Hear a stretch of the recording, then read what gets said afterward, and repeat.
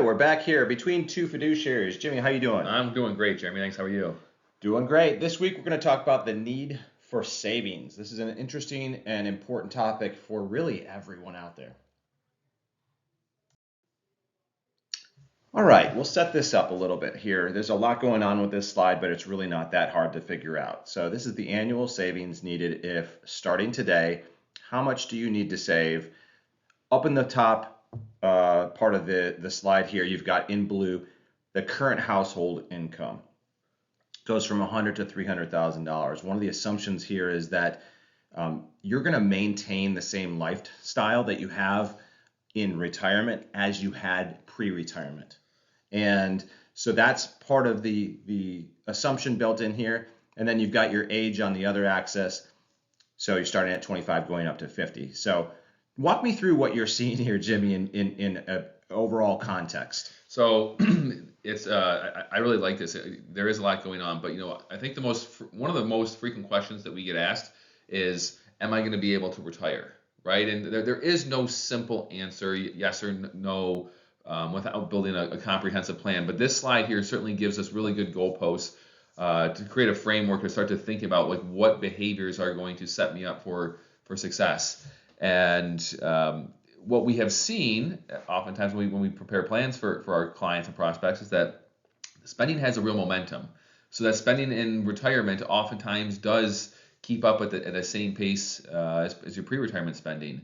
And I like to see this chart because the number of the 10% there for somebody starting at 25 it's sort of meshed with the number that I had in my head from watching people and preparing hundreds of plans over the years, of looking at what their savings rate has been for decades, and then their chance of success of not running out of money in retirement is certainly much higher than those that get behind the eight ball. So the thing that jumps out at me is looking from top to bottom and left to right, you see that the later you start, the higher the percentage of savings rate has to become. Absolutely, yeah, it really does stand out at you.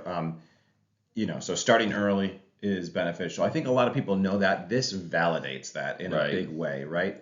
And then if you do happen to start a little bit later, not all is lost, but the bar goes up. Right. And you're going to have to work a little bit harder to save a little bit more.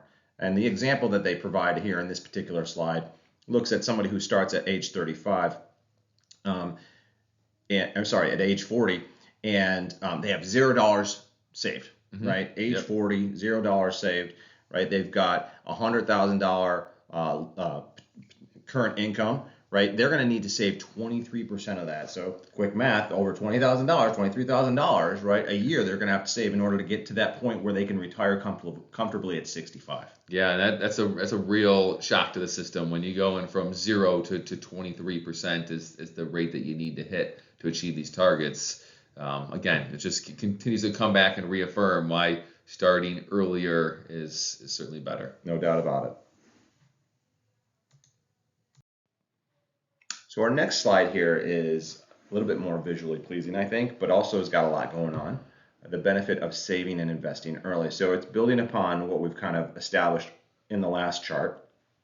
Now we're talking about what if you were to take $200, save that on a monthly basis, and invest that into the market. And what does that look like when you're 25, when you're 35, and then the different types of investment, right? Yeah. So this is like the classic first day of finance class, right? Yeah. This is your understanding the time value of money. And I think everybody, again, inherently knows that starting earlier, saving, and staying invested in the market, those are really good principles to build a foundation of a solid financial plan on.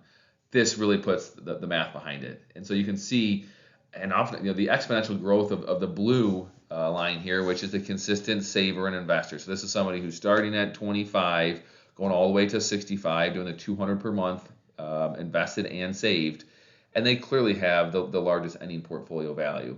But the one that I think that really strikes me in here as well is the difference between the gray and the green, because the gray is somebody who starts early but is not consistent, and they only save for 10 years. So they've saved $24,000 from 25 to 35. Yet when you compare that to the purple, who's a late investor, but they save from 35 to 65, they've saved $48,000 more. The purple line has. Yet at age 65, they have less than the person who saved for 10 years from 25 to 35. So that's the one that really jumps out at you. It's like, oh my gosh, how could somebody who saved twice the amount that the other person has ends up with less money at 65? So again, it's just putting the math behind, and this is the power of exponential growth and time in the market.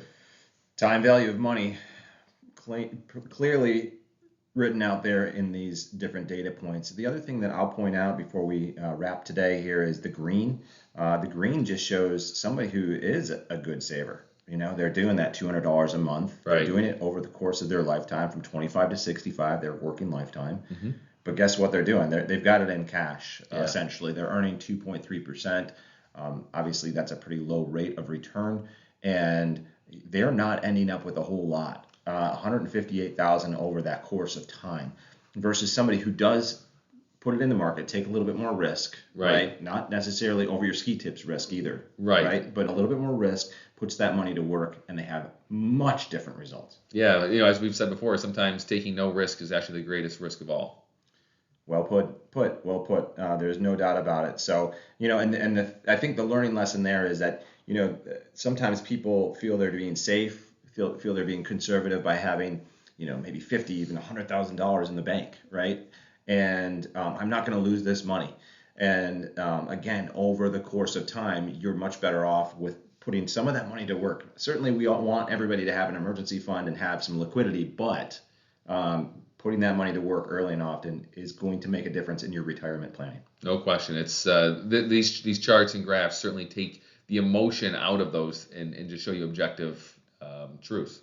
Well, that's all we have this week. Thank you, folks. Once again, have a great one.